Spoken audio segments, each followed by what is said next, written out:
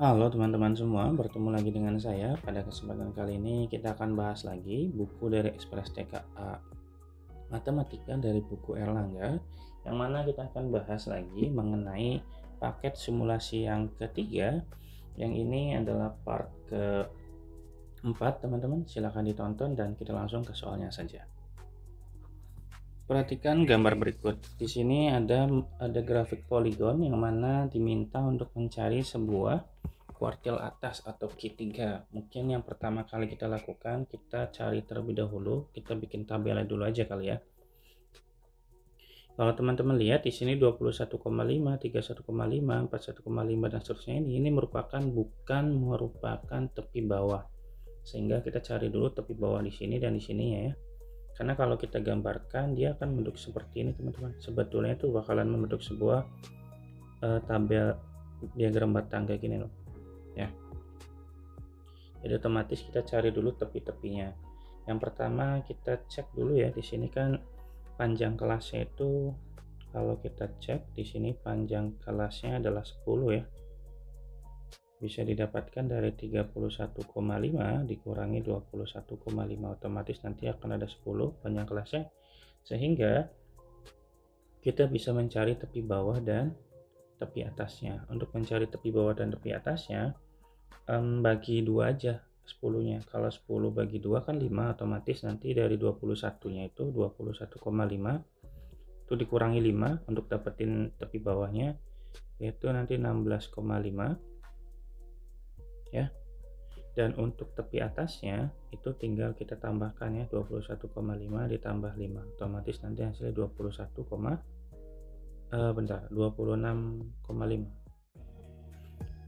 gitu ya.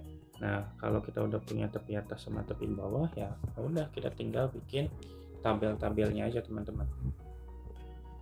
Kita bikin tabelnya berarti datanya dimulai dari, kalau tepi bawahnya 16,5 maka batas bawahnya kan bisa kita tambahkan 0,5 ya. Jadi 16,5 tambah 0,5 kan 17, maka datanya itu kita mulai dari 17 sampai dengan, nah kalau tepi atas, untuk mencari batas atas itu tepi atas dikurangi 0,5 maka jadi nanti 26. Datanya dari 17 sampai 26, kemudian berarti 27 sampai 36, 37 sampai 46, 57 sampai 66 ya. Wait, ini harusnya 47 ya. 47 sampai 56, 57 sampai 66, 67 sampai 76, dan 77 sampai dengan 86 ya. Gitu. Nah, kemudian kita juga punya frekuensinya. Nah, frekuensinya kita bisa ambil dari gambar aja, teman-teman. Frekuensinya kita bisa dapatkan dari sini. Ntar saya tandain ya. Sini yaitu 3. Kemudian di sini, di sini, di sini, di sini, di sini, dan di sini. Oke, berarti kalau dari yang pertama dia frekuensinya 3. Kemudian frekuensinya 5 ya. Kemudian 9, 12, 5, dan 4 ya. Satu laginya 2. Ini kan titik 3 di sini ya, 5, 9, 12, ini berapa? 5 ya. 5, 4, dan 2. Gitu teman-teman ya. Nah, kalau sudah berarti tinggal kita cari letak dari Q3-nya.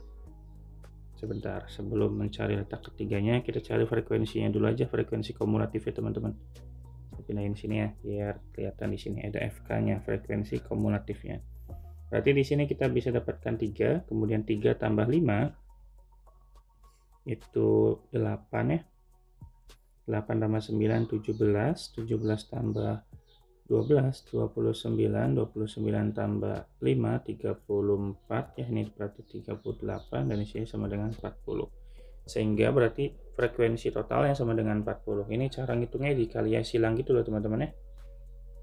Yang ke sini ditambah-tambahkan.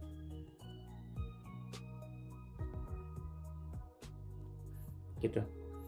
Oke, kalau sudah berarti kita tinggal cari letak dari Q3-nya. Letak dari Q3-nya itu bisa didapatkan dari 3/4 dikali dengan total datanya 40, maka sama dengan 30 ya. 40 bagi 4, 10 kali 3 itu 30. Gitu ya teman-teman ya.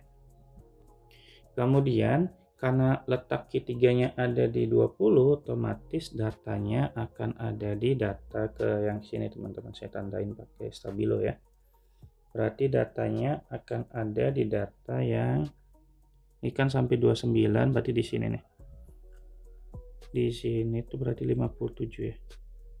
Nah, ini datanya teman-teman. Ya, di kelas data yang ini gitu loh, si angka 30 itu, si kuartil 3-nya.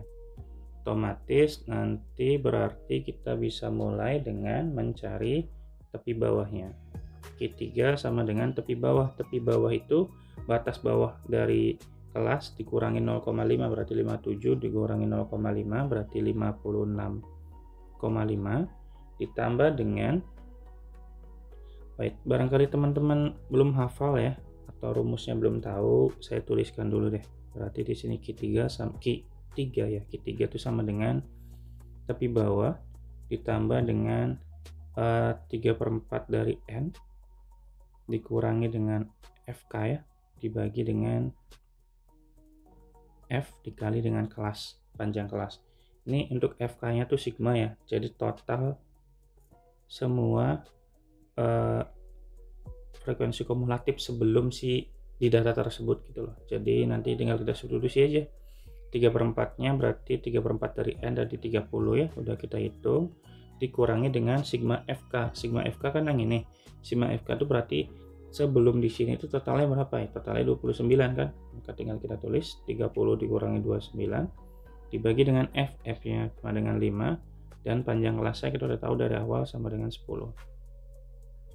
Maka tinggal kita hitung 56,5 ditambah dengan ini berarti 30 kurangi 29 itu 1 bagi 5 dikali 10 sama dengan 56,5 ditambah dengan 10 bagi 5 2 ya. Nilainya sama dengan 58,5. Gitu ya teman-teman ya. Ini soal yang mudah sebetulnya, cuman kadang-kadang kita menganggap bahwa ini itu tepi bawah atau batas bawah yang mengakibatkan kita akan salah menghitung ya. Jadi kalau dalam bentuk diagram grafik poligon kayak gini, maka nilai-nilai di sini itu nilai tengahnya teman-teman, bukan tepi bawah atau tepi atas ya. Paham ya? Jadi kita harus cari dulu tepi bawah sama batas atas bawahnya. Nanti baru tinggal cari tepi bawahnya, tinggal kita cari apa soal yang diminta. Gitu ya. Gampang sih sebetulnya, tinggal melakukan proses yang tadi saya jelaskan ya. Aman ya. Kalau ada pertanyaan teman-teman boleh tanya ya, nanti biar nanti saya jawab di kolom komentar. Kalau aman kita lanjut nomor 20 dulu. Perhatikan tabel distribusi frekuensi berikut. Di sini ada data tabel interval ya, otomatis maka kalau misalkan kayak gini berarti kita cari dulu nilai tengah dari si frekuensi apa data-data yang ada ya. Kalau kayak gitu berarti kalau kita bisa mulai dengan membuat nilai tengahnya. Kita tabelnya itu lanjutin aja ya. Oke, berarti di sini tabelnya gitu aja ya. Oke, kalau sudah berarti di sini nilai tengahnya XI-nya berarti 50 sampai 59 kan ada 10 data ya. Kita bagi 2 otomatis tengah-tengahnya itu akan ada di data ke-5 dan 6. Data ke-5 itu berarti 54 ditambah 55 dibagi 2, otomatis hasilnya 54,5 teman-teman ya. Akan saya tulis ya, jadi langsung hasilnya aja di sini berarti 54,5. Nah kalau sudah dapat yang pertama kita nggak usah ngitung lagi, otomatis kan dia panjangnya kan 10, otomatis jadi di sini 64,5, di sini juga pasti 74,5, di sini jadi 84,5 dan di sini 94,5 gitu teman-teman ya. Kalau sudah diapakan? Kalau sudah tinggal kita kalikan antara frekuensi dan nilai tengahnya, kita kalikan. Nah 54,5 kali 1 tetap 54,5, kemudian 64,5 dikali X jadi 64,5X, 74,5 dikali dengan 8 itu sama dengan 500. 96 ya. Kemudian 84,5 dikali 6 sama dengan 507. Dan 94,5 dikali 4 sama dengan 378.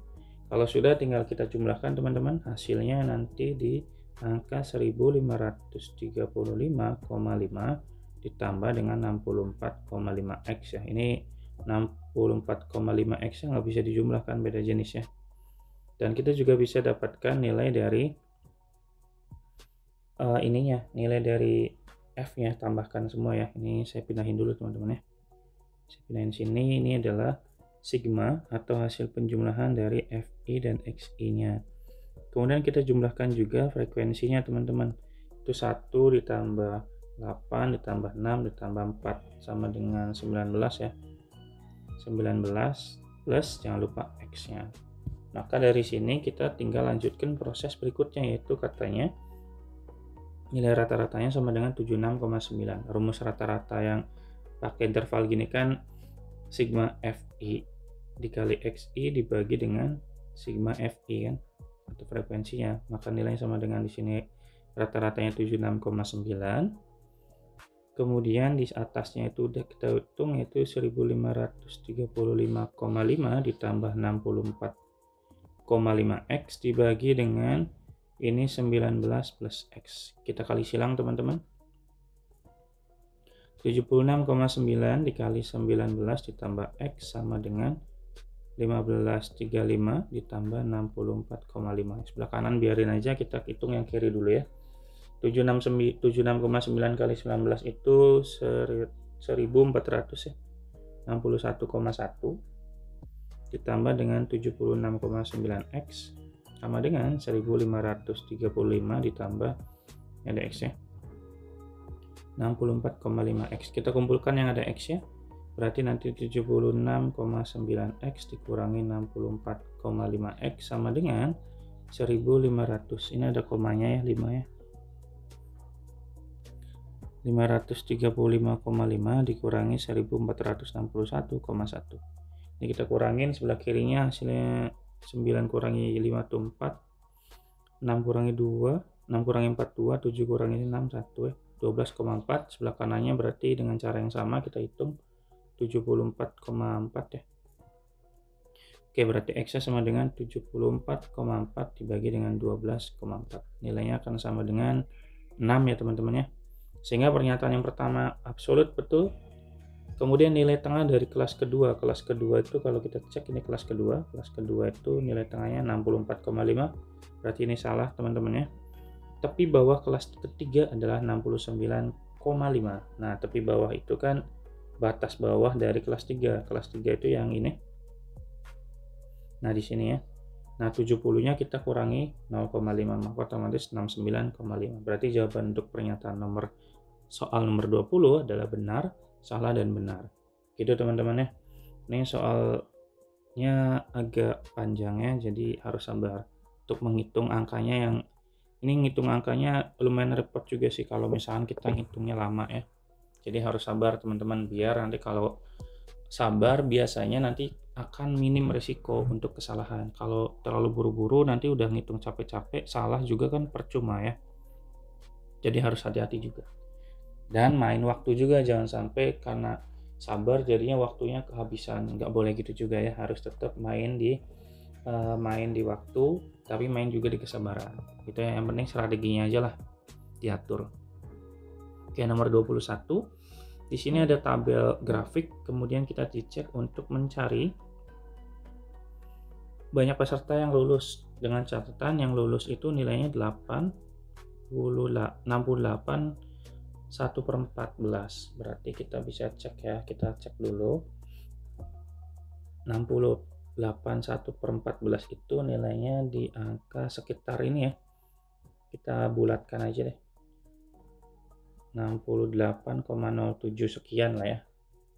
Nah, otomatis nilai yang paling mungkin lolos itu dari sini ke sini nih. Yang lulus tuh, berarti yang sini otomatis tidak perlu dihitung ya, ini nggak mungkin lulus.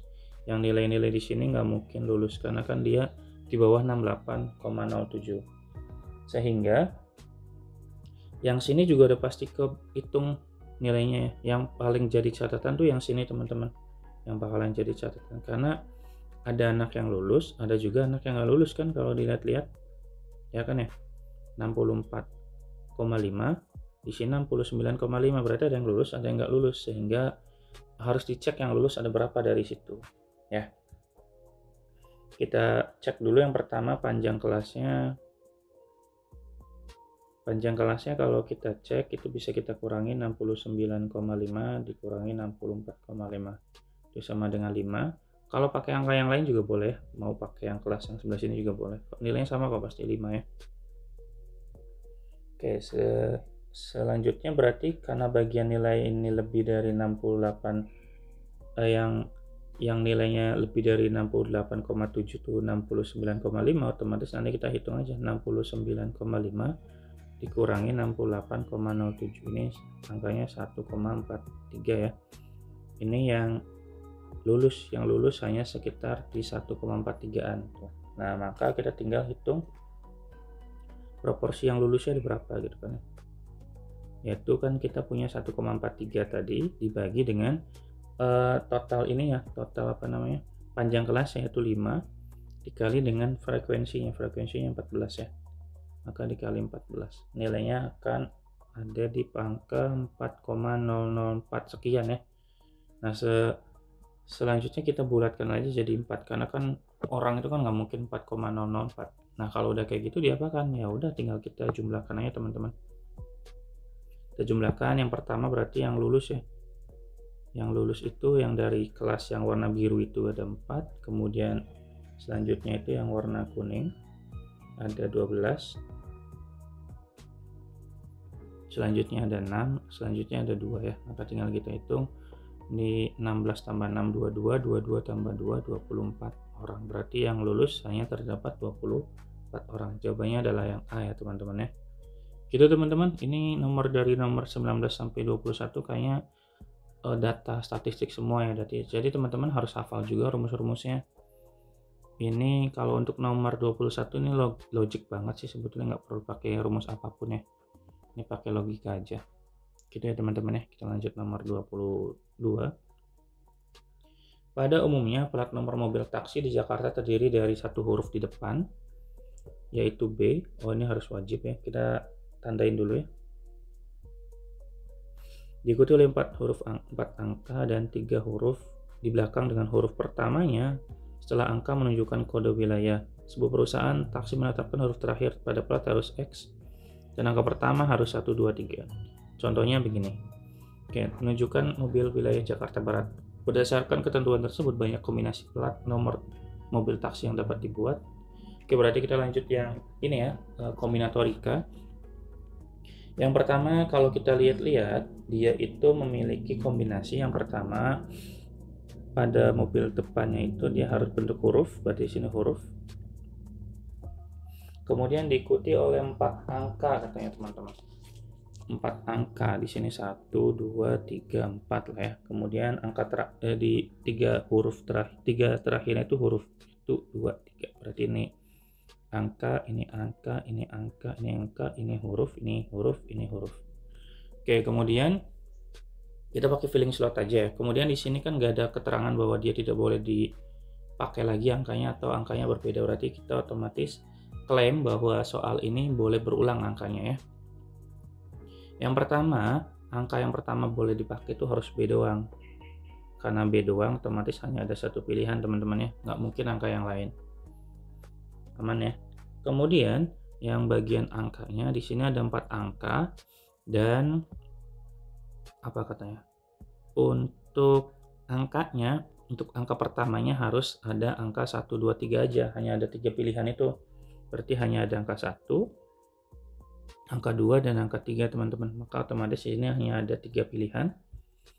Kemudian yang yang 3-nya itu berarti bebas ya, ini nggak ada aturan, bebas. Kalau bebas, kalau angka kan mulai dari 0 sampai 9 ya, otomatis ada 10 bilangan, maka otomatis ada 10, ini 10, ini 10, karena kan boleh dipakai lagi, nggak ada keterangan tidak boleh dipakai lagi kan. Selanjutnya apa ya? Plat nomor B di sini setelah angka menunjukkan kode wilayah huruf pertama, berarti ini huruf pertama harus menunjukkan wilayah. Dan Jakarta itu kan terbagi menjadi 5 wilayah ya kalau nggak salah ya.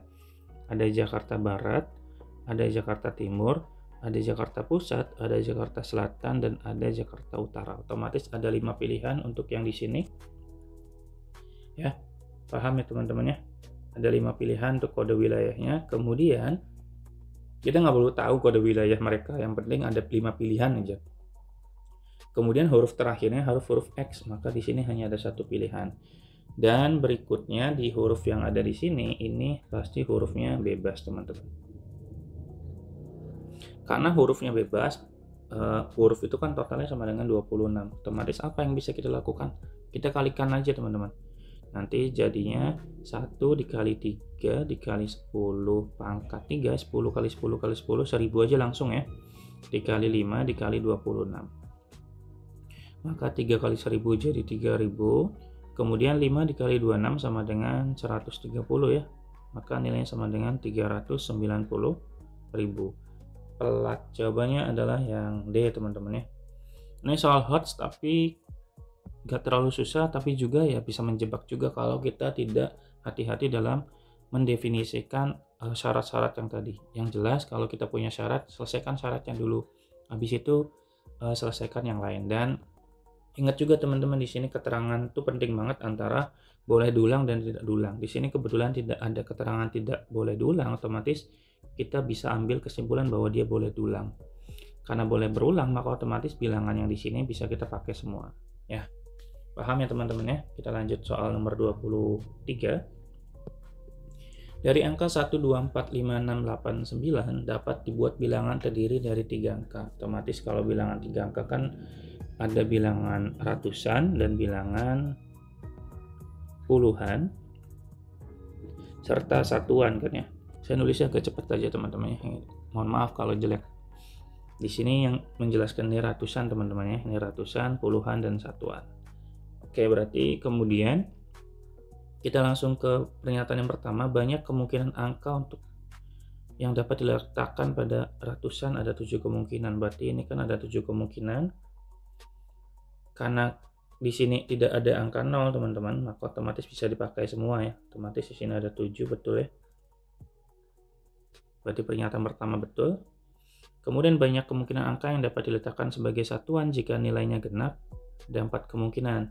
Kalau genap, teman-teman, genap itu kalau dilihat dari bilangannya, genap itu hanya ini 1, 2, 4, 6, dan 8. Otomatis di sini ada 4 kalau mau genap ya.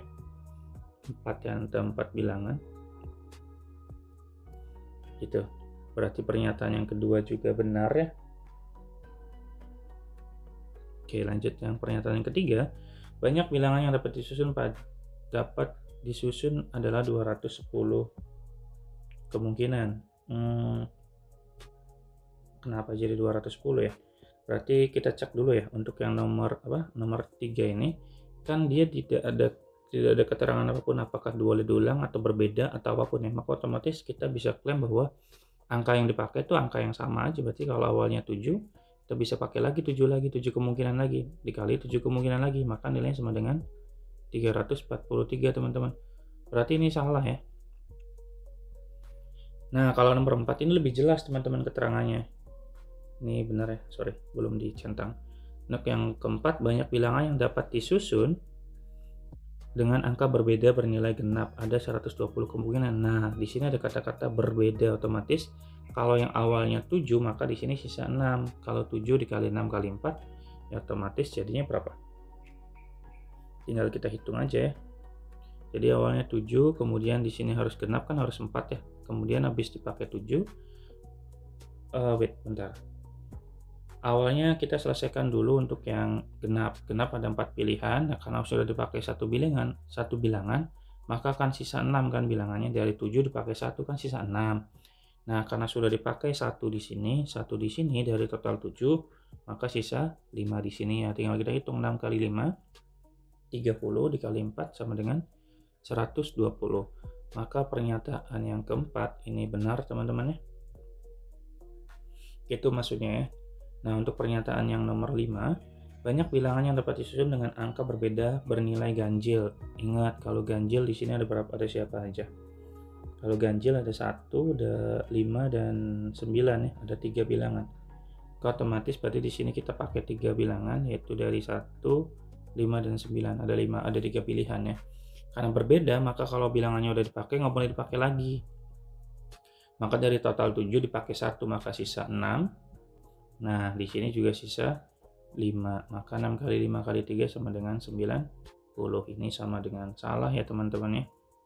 Karena di sininya 126, yang kita punya 90. Jadi pernyataan untuk yang nomor 5 itu salah. Sehingga jawaban yang tepat untuk nomor 23 adalah 1, 2, dan 4. Gitu ya.